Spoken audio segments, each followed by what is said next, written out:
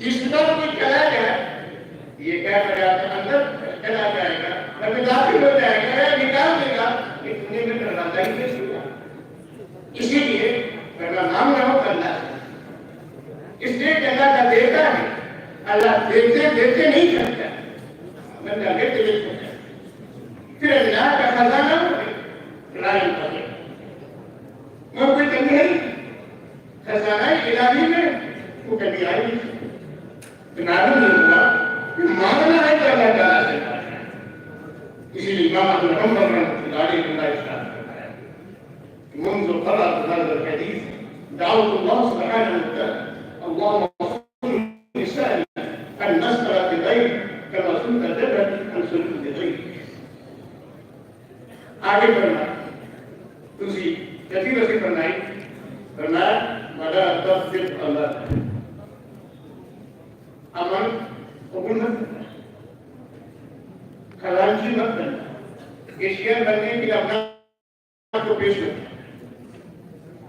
سے آ کر بڑھا ہے مسجد کا معاملہ ہو تو بھی نشے کا معاملہ ہو تو بھی انجمن کا معاملہ ہو تو بھی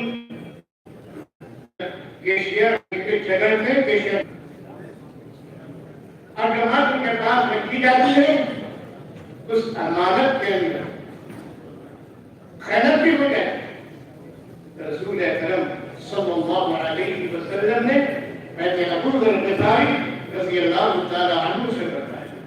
ابو ذر غفاری وہ صحابی جس کا صوفی ہے صحابہ کے دور کے صوفی صحابہ کے دور کے صوفی ظاہر تو وہاں کوئی کسی طرح کا افتخار ہے صوفی نشر صافی تادر میں کسر جامی اختیار صبر پایا تا خود کا صدا تھا. صرف گنبر کو لینے سے صوفی نہیں بنتا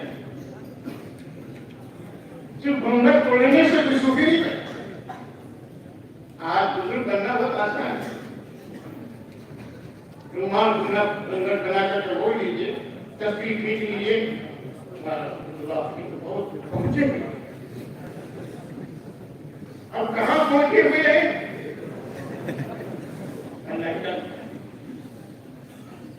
وہ نہیں اصل کیا ہے کہ وہ ہے جس یاد سفر کا وہ کبھی حاصل کرنے کے لیے علم میں عمل میں عقل میں وہ کبھی حاصل کرنے کے لیے سفر کی ضرورت ہے.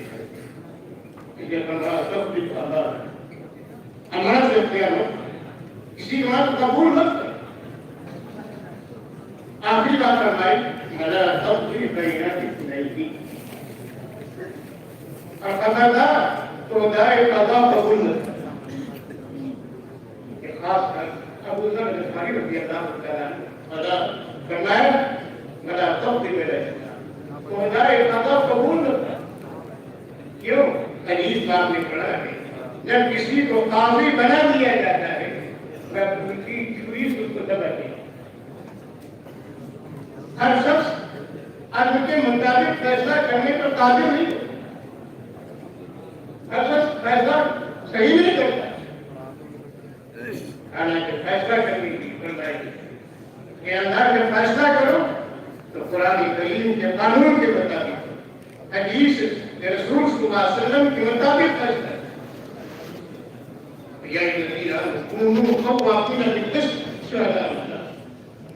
انصاف قائم کرنے والے اللہ کے لیے گواہ بنتا اور خبردار فیصلہ کرنے میں کسی طرح کی طرفداری نہ ہونی ہے. رشتے دار ہے آہستہ ہے اقارب ہے فیصلہ دیکھیے اپنے وقت میں قاضی شرعی نے کیسا فیصلہ کیا. قاضی شرعی کے پاس سیدنا حضرت علی رضی اللہ تعالیٰ عنہ کو اور فرمایا کہ فلاں یہودی ہے جس نے میری جرم کرائی اس لیے میری جرم واپس کرائی ہے. حالات حضرت علی رضی اللہ تعالیٰ عنہ تو خلیفۃ المسلمین میں جا کے حکومتی قوت و پاور بھی حاصل ہے لیکن اس کے باوجود ان سے رجوع نہیں دی. قانون کا سہارا لیا اور عدالت میں جا کر درخواست کی کہ میری جرم واپس کی جائے. قاضی شرعی نے